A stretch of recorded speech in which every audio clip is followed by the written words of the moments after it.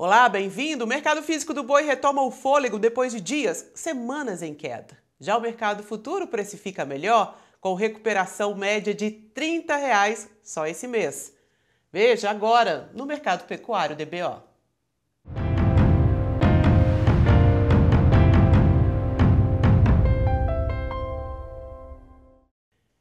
Finalmente, a arroba dá sinais de recuperação no mercado físico e interrompe o movimento de queda contínua. Em São Paulo, a arroba do boi está cotada em R$ 210, mas há negócios pontuais acima dos 220. Os preços ainda são muito baixos, mas já dão sinal aí de uma leve melhora. No mercado futuro, bem mais otimista, descolou bem do preço de balcão. Os contratos para outubro, novembro e dezembro tiveram uma recuperação, um ganho médio de R$ 30 esse mês. A queda nos preços tem sido bem diferente dentro da cadeia produtiva da carne. Nos últimos 12 meses, entre agosto de 2022 e agosto de 2023, a carne no varejo ficou 10,6% mais barata. No atacado, o preço do boi casado reduziu 18,7%. Já para o pecuarista, a conta apertou muito mais, queda de quase 30% em um ano. Para falar mais sobre a recuperação dos preços no mercado futuro e físico e também sobre esse movimento nos elos da cadeia produtiva da carne, o Mercado Pecuário de hoje recebe o médico veterinário Iberville Neto, HN Agro. Iberville, muito bem-vindo mais uma vez aqui ao Mercado Pecuário DBO. Acho que já são vários meses que a gente não via, o mercado futuro descolando tanto do mercado físico. Há também essa tendência de alta na mesma proporção para o mercado físico a partir de agora? Qual que é a sua visão? Olá, Juliana, olá a todos. Quando a gente olha os preços futuros, eles correram na frente, realmente. A gente vê o mercado físico evoluindo e tentando correr atrás dessa projeção do futuro, embora a projeção do futuro a gente tenha sempre que ponderar que é uma expectativa de mercado que vale hoje e ela só vai valer para o produtor se ele usar alguma ferramenta de preço, né? Senão é mais uma opinião do mercado, assim como a gente tem a nossa. E na sua opinião, a gente tem espaço para atingir esses preços também no físico? Eu diria que não está muito longe, não, Juliana. A gente está falando de um mercado que a oferta deu uma diminuída, a gente tem exportações em um ritmo bem superior às do ano passado, e se a gente considerar que o ano passado a gente teve recorde em setembro, agosto e setembro foram os recordes ali na casa de 203 mil toneladas para os 2 meses, praticamente empatados, e a gente está agora com a parcial de setembro, 24,1% acima do observado em setembro do ano passado, para volume médio diário. Tá? Então, o que isso quer dizer? Se a gente fechar o mês nessa toada, a gente está falando de mais um recorde e com folga frente ao observado no ano passado. O preço médio tem aquela ponderação de que está caindo, na comparação também com o mesmo período do ano passado, só que como o boi caiu muito, a margem da indústria ela não está ruim. A gente não está falando de margens ruins, nem mercado doméstico, nem mercado externo para a indústria. Ou seja, a exportação ajudando aí a escoar essa produção tão grande de carne. E no mercado interno, como é que a gente está vendo esse escoamento? Algum motivo para incentivar o consumo, já que o principal cliente é o consumidor brasileiro? O principal ponto de melhoria de escoamento não tem sido nem o poder de compra. Na verdade, longe disso. O principal ponto de escoamento tem sido a queda de preços no varejo, que aconteceu de maneira menor do que nos outros elos, mas tem acontecido. E aí ela tem permitido que a dona de casa leve mais carne para casa, consequentemente colabore um pouquinho nesse escoamento de uma produção maior que a gente tem observado.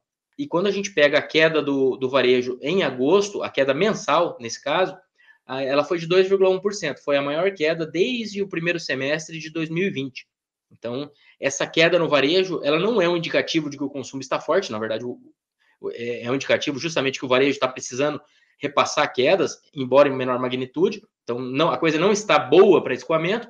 Por outro lado, quando a gente pensa no resto da cadeia, o varejo diminuir preço acaba gerando mais escoamento, consequentemente, maior demanda em volume, e ajuda os outros elos que já estão com quedas. Né? Então, se o varejo diminuir um pouco o preço, isso acaba escoando melhor. Como há margem para isso, acaba ajudando a gerar um efeito lá no começo da cadeia, que é o que a gente tem observado para o boi gordo, né?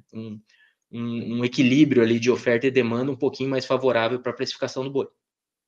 Você disse que agora o varejo teve uma retração de 2,1% só em agosto. Há espaço para cair mais nesse fim de ano, para estimular ainda mais o consumo interno? Como é que você vê essa questão do varejo que está tão descolado aí do preço da queda, por exemplo, do boi?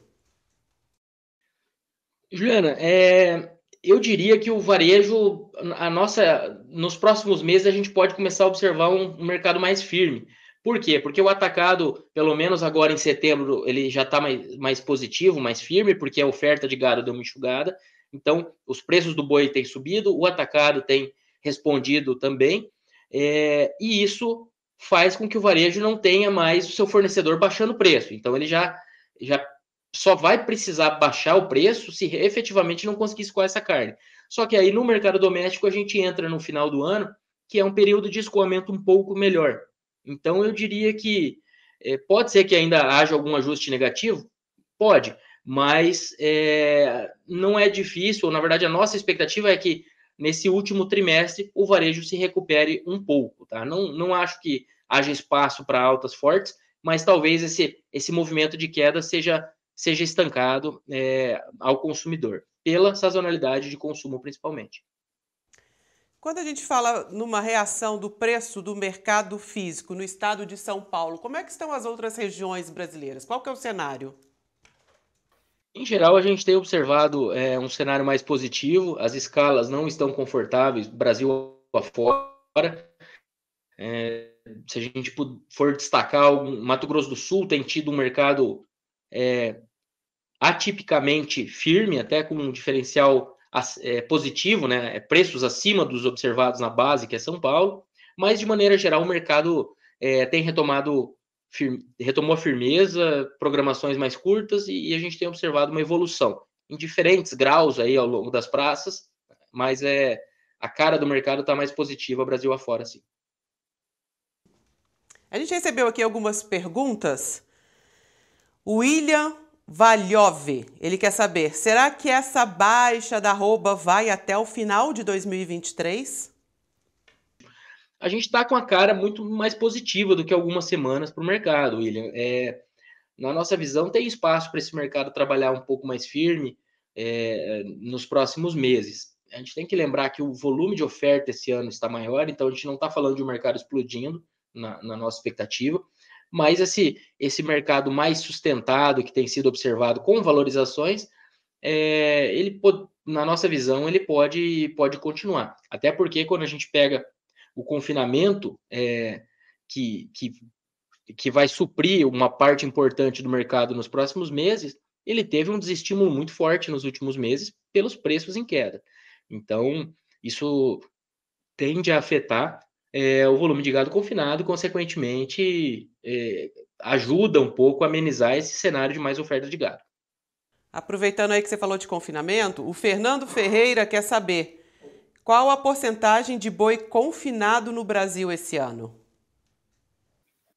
Bom, Fernando, se a gente considera, os dados de confinamento eles são um pouco, vamos dizer, não são dados oficiais, né? Mas se a gente considerar alguma coisa em torno de 6 milhões de cabeças de volume de gado confinado, e um abate, se a gente projetar o que aconteceu no primeiro semestre para o ano, ou seja, um aumento aí na casa de 9% dos abates, se a gente projetar isso para o ano, a gente está falando de uma participação nos abates formais de 18%. Então, do que a gente vai abater no Brasil formalmente, praticamente um quinto seria oriundo de confinamento. A gente não tem esses dados oficialmente, né? Não é impossível saber o número exato. Os dados de rebanho, eles já têm sempre dúvidas ao redor desses dados, pelo tamanho da nossa pecuária e dificuldade de coleta, etc. Quando a gente fala de confinamento, que é uma coisa muito mais dinâmica, essa dificuldade acaba aumentando.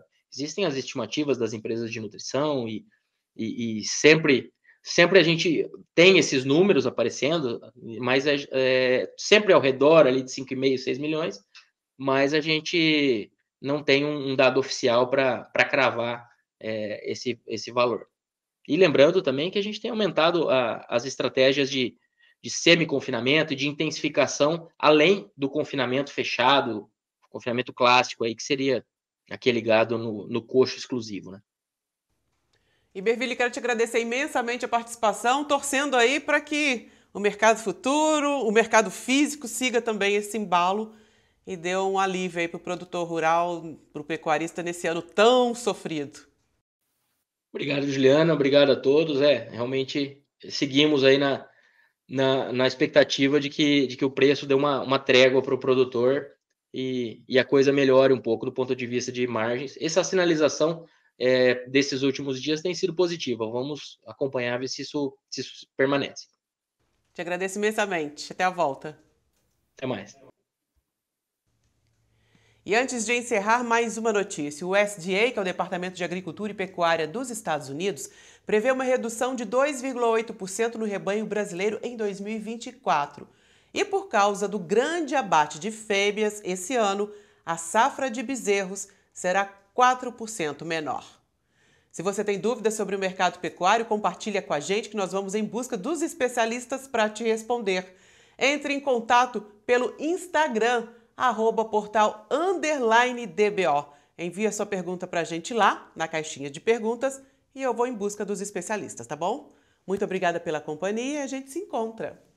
Tchau!